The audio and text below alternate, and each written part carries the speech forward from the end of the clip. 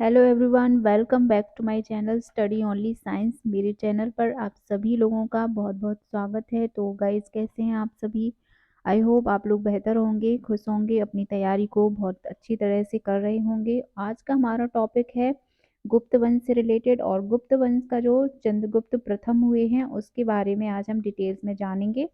और बहुत ही सिंपल तरीके से इसके वस्तुनिष्ठ प्रश्न जो हमने अभी इसमें समाहित नहीं किए हैं, लेकिन वन वन लाइनर जो प्रश्न हैं उसको मैंने इसमें कवर किया हुआ है। इसके आगे जो गुप्त वंश का पूरा खत्म हो जाएगा चैप्टर, उसके बाद हम एमसीक्यूज भी ज़रूर आपके लिए लेकर आएंगे।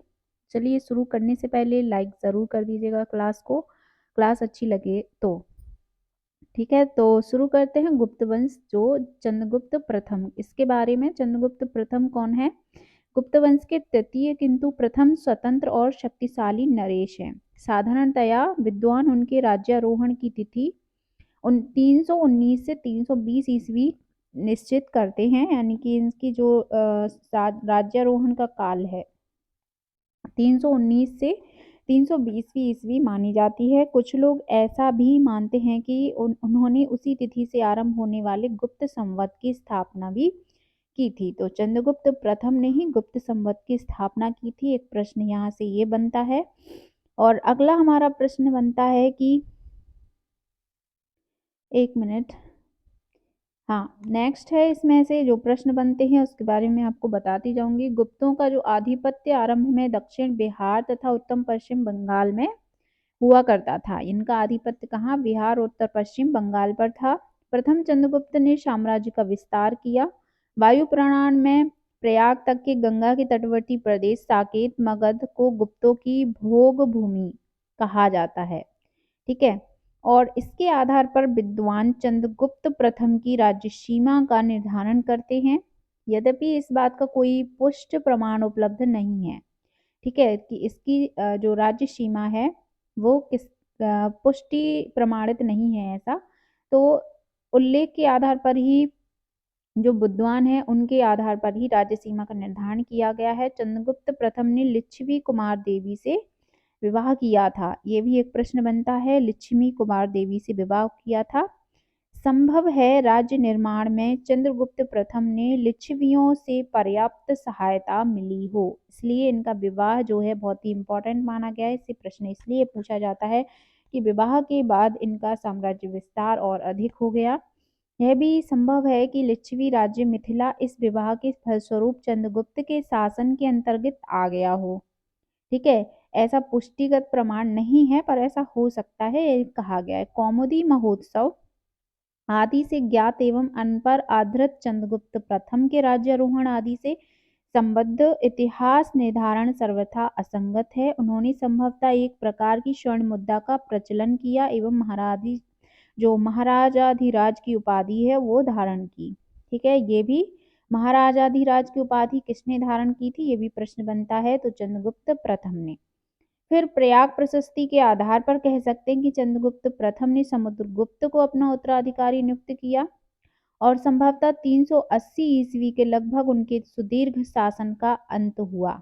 ठीक है, फिर गुप्त संवत का प्रारंभ जो है 319 ईस्वी में हुआ था। इसकी पुष्टि अलबरूनी के इस कथन में भी होती है कि गुप्त संवत और शक संवत के भी 241 वर्षों का अंतर था। ठीक है, ये भी प्रश्न बनेगा।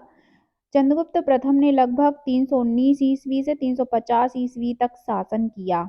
उसने अपने जीवन काल में ही अपने सुयोग्य पुत्र समुद्रगुप्त को अपना उत्तराधिकारी निर्वाचित कर दिया था। तो इसका उत्तराधिकारी था समुद्रगुप्त। फिर कुछ महत्वपूर्ण बिंदु यहाँ पे हम जान लेते हैं। चंद्रगुप्त प्रथम जो है गुप्त वंश के पहले शासक थे जिन्होंने महाराजाधिराज की उपाधि धारण की थी।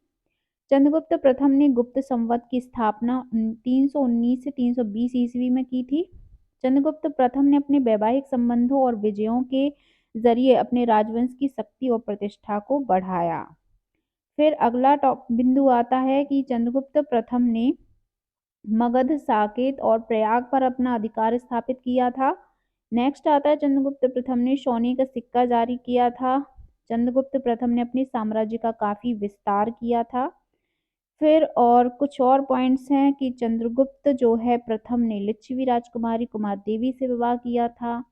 नेक्स्ट पॉइंट है चंद्रगुप्त प्रथम के समय गुप्त काल की सोने की मुद्रा को दीनार कहा जाता था। इससे बहुत बार प्रश्न बनता है। ठीक है, तो चंद्रगुप्त के समय में जो गुप्त काल की सोने की मुद्रा है उसे दीनार कहा जाता था, बहुत बार पूछा जाता है।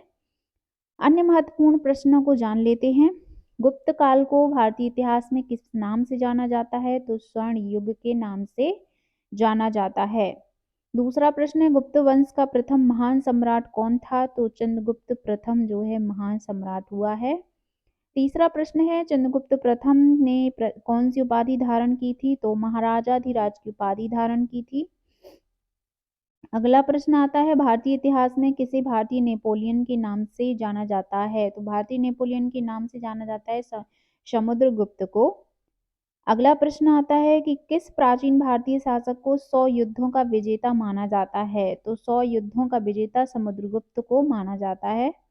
अगला प्रश्न आता है चंद्रगुप्त द्वितीय ने कौन सी उपाधि धारण की थी? तो चंद्रगुप्त द्वितीय ने जो है विक्रमादित्य की उपाधि धारण की थी। नेक्स्ट प्रश्न आता है चंद्रगुप्त द्वितीय शासन काल में कौन सा चीनी यात्री आया था भारत? तो यहाँ पे फायान जो है भारत आया था चंद्रगुप्त द्वितीय के शासन काल में। नेक्स्ट प्रश्न है कि चंद्रगुप्त द्वितीय के दरबार में प्रसिद्ध कवि व नाटककार कौन थे? तो ये थे कालिदास। ठीक है, कालिदास प्रसिद्ध कवि और नाटककार थे। नौवां प्रश्न है चंद्रगुप्त द्वितीय के शासनकाल में प्रसिद्ध चिकित्सक कौन थे? तो प्रसिद्ध चिकित्सक थे धन्वंतरी। अगला प्रश्न है कि गुप्त काल के कौन से चित्र प्रमुख हैं? तो गुप्त काल के जो चित्र प्रमुख हैं वो है अजंता की गुफाओं के चित्र। तो ये थे कुछ इम्पोर्टेंट प्रश्न जिससे एग्जाम में कई बार जो प्रश्न पूछे जाते हैं बार बार पूछे जाते हैं और आने वाले एग्जाम्स में भी ये प्रश्न यहाँ से ज़रूर बनेंगे। तो आप लोगों के एग्जाम्स की दृष्टि से ये प्रश्न बहुत ही इंपॉर्टेंट थे। क्लास आपको अच्छी लगी हो तो लाइक करिए और चैनल पे नए हैं तो सब्सक्राइब ज़रूर करिए। हमारे साथ इसी तरह बने रहिए। मिलते हैं नेक्स्ट क्लास में इसके एमसीक्यूज के साथ और गुप्त वंश के अन्य शासक के बारे में आपको अगली वीडियो में ज़रूर हम लेकर आएंगे। तब तक के लिए सभी को गुड नाइट, टेक केयर।